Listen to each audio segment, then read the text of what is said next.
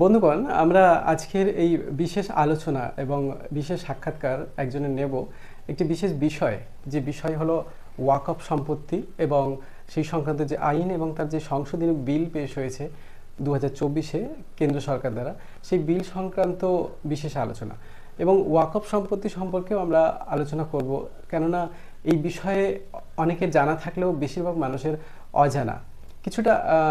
কিছুটা ইঙ্গিত দিই, যেমন ধরুন আপনারা শুনে থাকবেন যে কোথাও কবরস্থান থাকলে সেই কবরস্থানে সমস্ত মানুষের কবর দেওয়ার ব্যবস্থা থাকে, বা শ্মশান বা গোশালা বা আশ্রম, এগুলো সাধারণত দান করা হয়ে থাকে, অনুদান করে থাকেন মানবতার জন্য, সমাজের জন্য। তো একই রকমভাবে মুসলমান সম্প্রদায়ের মানুষ যে দান করেন তাকে ওয়াকফ বলা হয়ে থাকে। তবে এর মধ্যে আরও অনেক বিস্তারিত বিষয় আছে যেটা আমাদের অজানা। তো সেই সংক্রান্ত যে সংশোধনী বিল পেশ হয়েছে, এই বিলের প্রবল বিরোধিতা করছে মুসলিম সম্প্রদায় এবং বিভিন্ন মানবতাবাদী সংগঠন। তো আমাদের সামনে এই মুহূর্তে যিনি আছেন বিশেষ অতিথি, তার সাথে প্রথম পরিচয় করাবো এই বিষয়ে আলোচনা করার পূর্বে।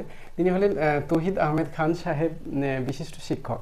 এবং ওনার আরও একটি বিশেষ পরিচয় হলো ইনি আরটিআই অ্যাক্টিভিস্ট, অর্থাৎ তথ্য জানার অধিকার আইনের বলে ইনি বিভিন্ন রকম তথ্য আহরণ করেছেন। সে বিষয়ে আমরা আসব।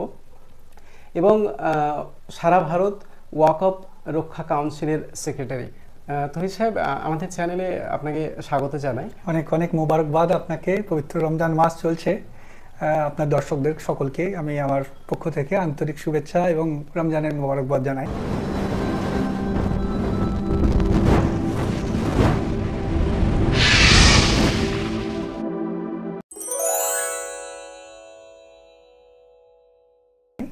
তো সাহেব, এই ওয়াকফ বিষয়টা কিন্তু আমরা নিজেরাও ছোট থেকে শুনে আসছি, কিন্তু স্পষ্ট ধারণা নেই। এবং ইদানিং যে এই ইস্যুটা নিয়ে কিন্তু মিডিয়া থেকে শুরু করে সোশ্যাল মিডিয়াতেও কিন্তু তোলপাড়ে বিষয়টি। তবে আমি দেখছি অনেক মানুষের একই বিষয়ের উপর বিভিন্ন রকম ধারণা, বিভ্রান্তিকর তথ্য বিভিন্ন রকম। তো সর্বপ্রথম আমাদের দর্শকদের জন্য এই প্রশ্নটা আপনার কাছে থাকবে, জানতে চাই যে ওয়াকফ আসলে কি, ওয়াকফ সম্পত্তিটা কি? দেখুন, এটা একটা সহজ ব্যাপার, মানে এটা কমপ্লিকেটেড করা হচ্ছে। এটা একটা যেহেতু রাজনৈতিক ইস্যু হয়ে গেছে, এজন্য এটা জটিলতা সৃষ্টি করা হচ্ছে, নানান রকম মতামত দিয়ে এটাকে জটিল করা হচ্ছে। কিন্তু বিষয়টা হচ্ছে গিয়ে, যেমন হিন্দু সম্প্রদায়ের মানুষেরা, যারা আমরা সমগ্র ভারত বা সারা পৃথিবীতেই হিন্দু সম্প্রদায়ের মানুষেরা বসবাস করে শান্তিপূর্ণভাবে, এবং তারাও কিন্তু তাদের দেবতাদের উদ্দেশ্যে যে সম্পত্তিগুলোকে উৎসর্গ করে সেগুলোকে দেবত্ব সম্পত্তি বলে। সেই একই রকমভাবে মুসলমান সম্প্রদায়ের মানুষেরাও সারা পৃথিবীতে যারা যে দেশেই বসবাস করুক না কেন, তারা আল্লাহর উদ্দেশ্যে যে সম্পত্তিগুলোকে উৎসর্গ করে সেই সম্পত্তিগুলোকে ওয়াকফ সম্পত্তি বলা হয়। কিন্তু এটা একটা অ্যাবসার্ড লাগে অনেক সময়, যে আল্লাহ তো নিরাকার, তা নিরাকার মানুষের উদ্দেশ্যে দান করাটার মানেটা কি?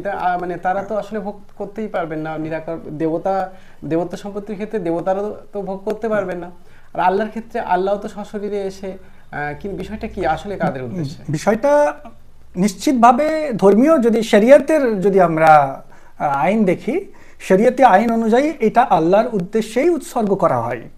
কিন্তু আল্লাহর উদ্দেশ্যে কোনো সম্পত্তিকে উৎসর্গ করা হলে সম্পত্তিটা আল্লাহর উদ্দেশ্যে উৎসর্গিত হয়, কিন্তু সম্পত্তির তো একটা ফিজিক্যাল এক্সিস্টেন্স আছে।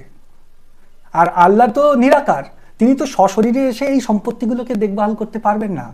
তার জন্য মানুষেরাই ঠিক করেছে যে তারা দায়িত্ব নিয়ে এই আল্লাহর উদ্দেশ্যে উৎসর্গকৃত যে সম্পত্তি, যেটা জাতির উদ্দেশ্যে কাজে লাগবে, জাতিকে গঠন করার কাজে লাগবে, তাদের শিক্ষা, স্বাস্থ্য, কর্মসংস্থানের ক্ষেত্রে কাজে লাগানোর জন্য একটা বোর্ড তৈরি করেছে তারা নিজেরাই। যারা ওয়াকফ সম্পত্তি দান করেছে তারা নিজেরাই একটা ওয়াকফ বোর্ড তৈরি করেছিল, এবং রক্ষণাবেক্ষণ, কেয়ারটেকারের জন্য। যে এই সম্পত্তি, ধরুন আপনি একটা সম্পত্তি ওয়াকফ করলেন, আল্লাহর উদ্দেশ্যে দান করলেন, একটা রুম ধরুন আপনি দান করলেন, যেটা আমি জাতির উদ্দেশ্যে উৎসর্গ করলাম, তাহলে এটাকে তো সশরীরে আল্লাহ এসে দেখভাল করবেন না। আপনাকে কিন্তু ওই বোর্ডের কাছে গিয়ে লিপিবদ্ধ করতে হবে। বোর্ড তখন সেটা ভেরিফাই করে দেখবে, সেটা নোটিশ করবে আপনাকে, সেটা ভেরিফিকেশন করে দেখে যদি মনে করে যে, এবং আপনি সুস্থ মস্তিষ্কে যদি বলেন যে হ্যাঁ আমি এটা আল্লাহর উদ্দেশ্যেই উৎসর্গ করে দিচ্ছি, তখন বোর্ড আপনার মতে সহমত দিয়ে সেটাকে ওয়াকফ বোর্ডে নথিভুক্ত করে। কিন্তু দুঃখের বিষয়, আজকে যে ওয়াকফ অ্যামেন্ডমেন্ট বিল 2024 যেটা নিয়ে আসা হয়েছে, খুবই ভয়ঙ্কর একটা বিল, যেটা ভারতবর্ষের ইতিহাসে স্বাধীনতার পরেই প্রথম বলে মনে হয়। এবং আমি মনে করি যে এই বিলটা যদি আগামী 10ই মার্চ, এই 2-3 দিন পরেই 10ই মার্চ বিলটা দিল্লিতে লোকসভায় উত্থাপিত হবে এবং সেখানে পক্ষে বিপক্ষে মতামত আসবে। যদি এই বিলটা পাশ হয়ে যায় অধিক সংখ্যাগরিষ্ঠতার বলে, তাহলে ভারতবর্ষের সংখ্যালঘুদের জন্য একটা কালো দিন আমাদেরকে দেখতে হবে, একটা অন্ধকার নেমে আসবে বলে মনে করি আমি। কিন্তু আমরা তো জানি যা কিছু আইন আনা হয়, বিল আনা হয়, সবই তো মানবতার জন্য, জনহিতকারের উদ্দেশ্যে।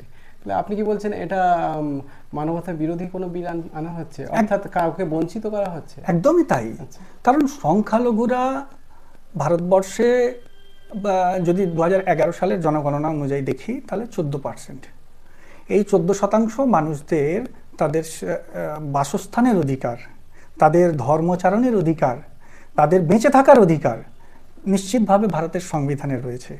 আমরা রাইট টু রিলিজিয়াস অ্যাক্ট, যেটা সংবিধানের 25 থেকে 28 নম্বর ধর্মীয় স্বাধীনতার অধিকার যেটাকে বলা হয়, সংবিধানে পরিষ্কারভাবে বলা আছে যে ভারতবর্ষের প্রত্যেকটি নাগরিক তাদের ধর্মচারণ করার অধিকার কিন্তু ভারত সরকার দিয়েছে এবং সংবিধানে সেটা একটা মৌলিক অধিকারের মধ্যে পড়ে। এবং সেই জায়গায় আমরা দেখতে পাচ্ছি ওয়াকফ সম্পত্তির বেনিফিশিয়ারি শুধুমাত্র যারা ধর্ম পালন করবে, অর্থাৎ মন্দির, মসজিদ বা এই ধর্ম আচরণ করার জন্যই কি এগুলো ব্যবহার করা হবে, না এমনি যে কোনো রকম সমাজ হিতকর, যে সমাজ কল্যাণমুখী, যেমন হসপিটাল হতে পারে বা শিক্ষা প্রতিষ্ঠান হতে পারে, এরকম কি কাজে ব্যবহার হয়? দেখুন, ওয়াকফ যে কনসেপ্টটা, এই কনসেপ্টটা টোটালি চেঞ্জ করে দিয়েছে আমাদের ভারতবর্ষের যে ব্যবস্থাপনা। আচ্ছা, ওয়াকফ একটা অটোনোমাস ইন্ডিপেন্ডেন্ট সিস্টেম। এখানে সরকার বা সরকার পক্ষের কোনো লোকের ইন্টারফারেন্স চলে না। এখানে কাদের ইন্টারফারেন্স চলবে?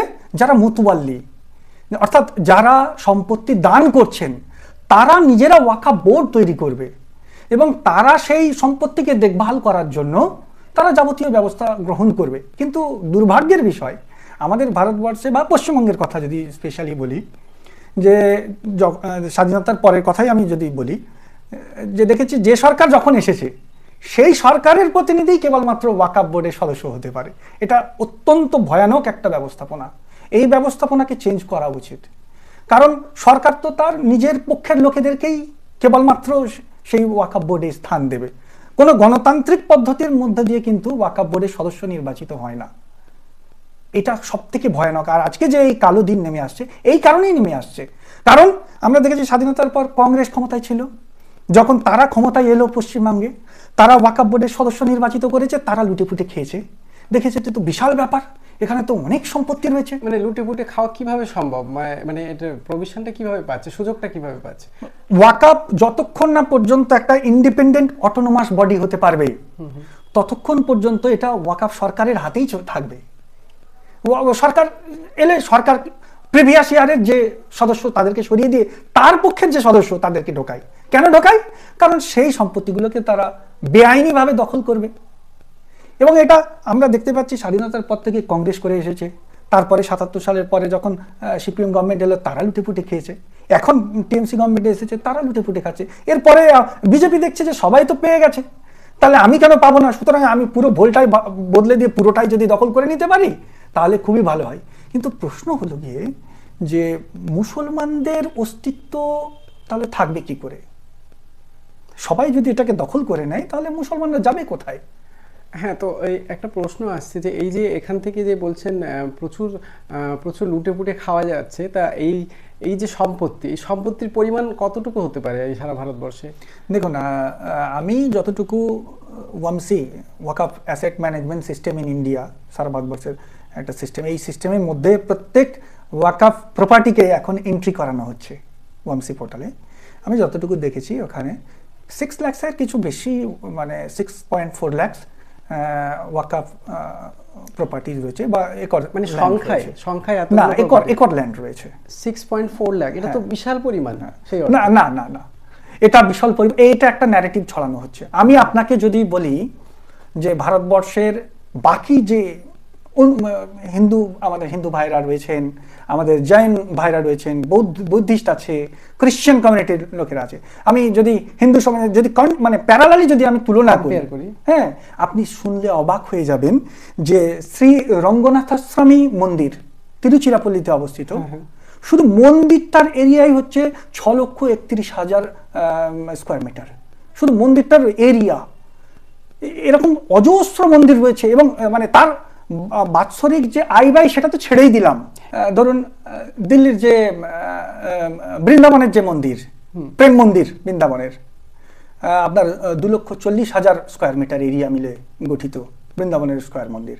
আপনার হচ্ছে গিয়ে শ্রী লক্ষ্মীনারায়ণ স্বামী মন্দির, আপনার 4,04,686 স্কোয়ার মিটার এরিয়া মিলে এই মন্দিরটা অবস্থিত। এরকম ভারতবর্ষে 1 কোটিরও বেশি মন্দির রয়েছে। আমার হিন্দু ভাই বোনেরা যারা ধর্ম পালন করে এবং সকল ধর্মপ্রাণ মানুষেরা, সেখান থেকে যে আয়গুলো হয় সেই আয়গুলো কি কোন ক্ষেত্রে ব্যয় হয়, বেনিফিশিয়ারি কারা? নিশ্চিতভাবে হিন্দু কমিউনিটির যে সমস্ত ধর্মপ্রাণ মানুষ রয়েছেন বা সাধারণ কমিউনিটির যারা লোকেরা রয়েছেন, তাদের শিক্ষা দীক্ষা, তাদের ব্যবস্থাপনাকে উন্নত করার জন্য তারা করে থাকে ধর্মীয়ভাবে। এটা তাদের ধর্মীয় স্বাধীনতার অধিকার। ঠিক একইভাবে আমাদের ওয়াকফ প্রপার্টিও এই অংশগুলোর মধ্যে রয়েছে। মসজিদ, এর মধ্যে রয়েছে মাদ্রাসা, আপনার হচ্ছে গিয়ে কবরস্থান, ঈদগাহ, খানকা, দরগা, অনেক। আমি যেটা দেখেছি, আমি যেটা সংবাদ মাধ্যমে, যে তাজমহল বা এমনি কলকাতার ক্ষেত্রেও আমরা যে ভিক্টোরিয়া মেমোরিয়াল হল বা রাজভবন, এগুলো ওয়াকফ সম্পত্তির মধ্যে। এতে কতটা সত্য? দেখুন, আমি archaeological survey of India, ASI একটা সেন্ট্রাল গভর্নমেন্টের একটা অধীনস্থ সংস্থা, আপনি জানেন। সে সারা ভারতবর্ষে মুঘলরা যখন চলে যাওয়ার পর বড় বড় সম্পত্তি যেগুলো ছিল সেগুলোকে কিন্তু ওই সময়ে যারা ক্ষমতায় ছিলেন তারা ব্যবহার করেছেন। এবং বিশেষ করে কংগ্রেসের যারা জওহরলাল নেহরুর সময়ের সমসাময়িক যারা নেতা ছিলেন, স্বাধীনতার পর ইংরেজ চলে যাওয়ার পর ওই সমস্ত যেমন তাজমহল, লালকেল্লা। এখন লালকেল্লায় কি হয়? লালকেল্লায় আমাদের স্বাধীনতা দিবসের সময় পতাকা তোলা হয় না? তো এরকমভাবে ভারতবর্ষের বড় বড় ইন্ডিয়া গেটের কথা যদি বলি, বা আরও যে সমস্ত প্রপার্টিগুলো রয়েছে, ভেলোর ফোর্টের কথা যদি বলি, হ্যাঁ, ভেলোর ডিস্ট্রিক্টে রয়েছে, ওটা অ্যাকচুয়ালি টিপু সুলতানের তৈরি ভেলোর ফোর্ট। তো এরকম অনেক বড় বড় সম্পত্তি এখন আর্কিওলজিক্যাল সার্ভে অফ ইন্ডিয়ার কাছে হস্তগত হয়ে আছে। কিন্তু তাছাড়াও যে সমস্ত সম্পত্তিগুলো ছিল সেগুলো কিন্তু ইউজেবল, সেইগুলো কিন্তু তখন থেকেই মানুষ ব্যবহার করে আসছে, অর্থাৎ ওয়াক বাই ইউজার। এই ওয়াক বাই ইউজার মানে দীর্ঘদিন ধরে যেটা ব্যবহৃত হয়ে আসছে, এটাকে কিন্তু এই বিলের মধ্যে যেটা বলা হয়েছে 2024 সালে যে বিজেপি গভর্নমেন্ট যে ভয়ঙ্কর বিলটা এনেছে, যে দীর্ঘদিন ধরে যে সম্পত্তিগুলোকে মুসলমানরা তাদের ধর্মীয় কাজে ব্যবহার করে আসছে, সেই সম্পত্তিটাকেই ওয়াক বাই ইউজার বলে। সেই ওয়াক বাই ইউজারকে কিন্তু বন্ধ করে দেওয়া হচ্ছে। আমরা যদি দেখি যে 1995 সালে যে প্রিন্সিপাল অ্যাক্ট ছিল, সেই প্রিন্সিপাল অ্যাক্টের সেকশন 4-এ কিন্তু ওয়াক বাই ইউজারের কথা বলা হয়েছে। সেই ওয়াক বাই ইউজারটাকে কিন্তু এই 2024 সালের অ্যামেন্ডমেন্টে তুলে দেওয়া হচ্ছে। এই জন্যই এটা খুবই ভয়ঙ্কর। এছাড়াও আরও বলে রাখি আপনাকে যে সেকশন 40, এই যে 2024 সালের যে বিল আনা হয়েছে, 1995 সালের যে প্রিন্সিপাল অ্যাক্টের সেকশন 40, এটাকে তুলে দেওয়া হচ্ছে। কেন তুলে দেওয়া হচ্ছে? না, এর মধ্যে ছিল ওয়াকফ বোর্ডের অ্যাক্টিভিটিস, ওয়াকফ বোর্ড কী করতো, তার ফাংশনারিজ, টোটালটাকেই তুলে দেওয়া হচ্ছে, সেকশন 40টাকেই অমিট করে দেওয়া হচ্ছে। এর বিরুদ্ধে কিন্তু আমরা জয়েন্ট পার্লামেন্টারি কমিটিতে গিয়েছিলাম। জয়েন্ট পার্লামেন্টারি কমিটি সারা ভারতবর্ষে এসেছে, আপনারা দেখেছেন। হ্যাঁ, এনআরসির ক্ষেত্রে দেখেছি, জয়েন্ট পার্লামেন্টারি কমিটির বিশেষ কার্যক্রম দেখেছি। তা এটা কি এই ওয়াকফ বিলের ক্ষেত্রে কি জয়েন্ট পার্লামেন্টারি কমিটি বিশেষ ভূমিকা রাখছে? নিশ্চিতভাবে জয়েন্ট পার্লামেন্টারি কমিটি আমাদের গত 20 জানুয়ারি মাসের 20 তারিখে আমাদের কলকাতায় এসেছিলেন। জয়েন্ট পার্লামেন্টারি কমিটির প্রায় ম্যাক্সিমাম সদস্যই উপস্থিত ছিলেন। চেয়ারম্যান, মূল্যবান গুরুত্বপূর্ণ সদস্য কে কে ছিলেন তার মধ্যে? জগদম্বিকা পাল মহাশয়, উনি চেয়ারম্যান ছিলেন। এছাড়াও নাসির হুসাইন সাহেব ছিলেন কংগ্রেসের, আসাদুদ্দিন ওয়াইসি সাহেব ছিলেন এআইএমআইএম এর পক্ষ থেকে, টিএমসির পক্ষ থেকে আপনার কল্যাণ ব্যানার্জি সাহেব ছিলেন, বা আরও অনেকে ছিলেন বিভিন্ন বিজেপির পক্ষ থেকে ম্যাক্সিমাম সদস্যরাই ছিলেন। সব দল মিলেই তো এটা জয়েন্ট পার্লামেন্টারি কমিটি গঠন করা। এরকম আপনাকে তো দেখেছি জয়েন্ট পার্লামেন্টারি কমিটির যে টিম এসেছিল কলকাতায়, সেক্ষেত্রে তৌহিদ আহমেদ খানকে আমরা দেখেছি বিশেষ ভূমিকায় থাকতে। কিরকম দেখলেন মনোভাব বা কে প্রোগ্রেস কিরকম দেখলেন? অত্যন্ত কতটা আশাবাদী আপনি? দুঃখের সঙ্গে বলছি আপনাকে, আমি বাংলার মানুষকে বলতে চাই যে আমরা যখন 20 তারিখে জয়েন্ট পার্লামেন্টারি কমিটির কাছে গেলাম, আমার সঙ্গে বিধায়ক নৌসাদ সিদ্দিকী সাহেব ছিলেন, পিস সংগঠনের সেক্রেটারি মাননীয় ওমর ফারুক মহাশয় ছিলেন, আসানুর মল্লিক সাহেব ছিলেন, ছাত্র আন্দোলনের শিক্ষক আন্দোলনের নেতা মহিউদ্দিন মাহি ছিলেন।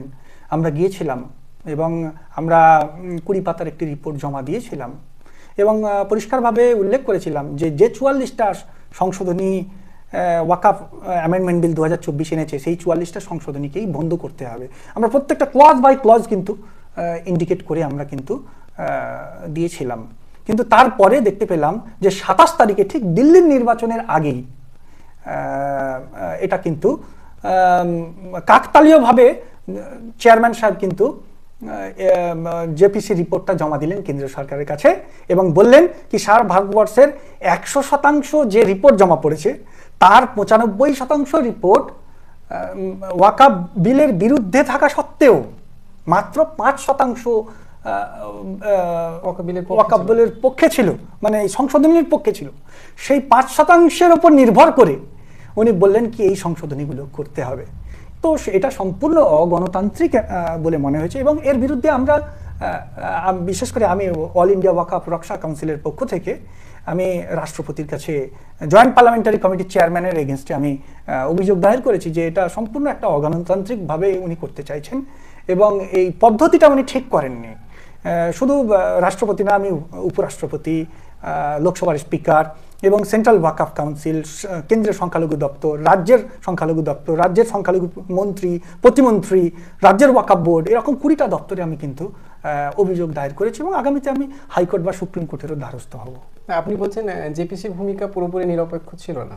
একদমই না।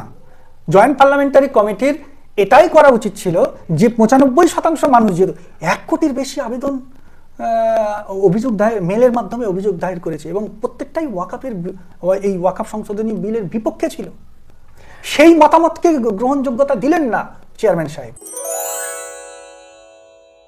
নিউজ মিডিয়াতেও দেখছি যে মুসলমানরা যেখানে নামাজ পড়ে সেই জায়গাটা অটোমেটিক্যালি ওয়াকফ সম্পত্তি হয়ে যায়, ওয়াকফ বোর্ড সেটাকে ওয়াকফ সম্পত্তি বলে দাবি করে। এটা কতটা সত্য? আমরা ওয়াকফ সম্পত্তি নিয়ে আলোচনা করলাম। আগামী 10ই মার্চ আমরা তাকিয়ে থাকবো কি হয়, তার পরবর্তী পদক্ষেপ আপনারা কি নেবেন সেটাও আমরা নিশ্চয়ই চ্যানেলে আলোচনা করব। আরও অনেক গুরুত্বপূর্ণ ইস্যুর উপর আমরা আলোচনা করব। যদি মনে হয় আপনারা আমাদের এই ভিডিও থেকে কিছু জানতে পারলেন, আরও কাউকে জানাতে চান, সেক্ষেত্রে আপনারা যেটা করতে পারেন শেয়ার করতে পারেন এবং সেক্ষেত্রে আমরা একটু মোটিভেটেড হব এই বিষয়ে। আরও যদি কখনো ভিডিও আরও এই বিষয়ের উপর আমরা আপলোড করি, যাতে করে আপনার ফোনে নোটিফিকেশন পৌঁছে যায়, তার জন্য আপনারা বেল আইকনটি অবশ্যই প্রেস করবেন। আমরা দেখেছি অনেকেই আপনারা ভিডিও দেখেন কিন্তু চ্যানেল সাবস্ক্রাইব করেন না। সাবস্ক্রাইবটা খুব দরকার আমাদের মোটিভেশনটা বাড়ানোর জন্য। ধন্যবাদ জানাবো হাওড়া টিভি চ্যানেলের পক্ষ থেকে তৌহিদ আহমেদ খান সাহেবকে, যিনি আরটিআই অ্যাক্টিভিস্ট, শিক্ষক এবং ওয়াকফ রক্ষা কাউন্সিলের সেক্রেটারি। আপনাকে অনেক ধন্যবাদ জানাই আমাদের সময় দেওয়ার জন্য এবং অনেক মূল্যবান বিষয় আলোচনা করার জন্য। ধন্যবাদ।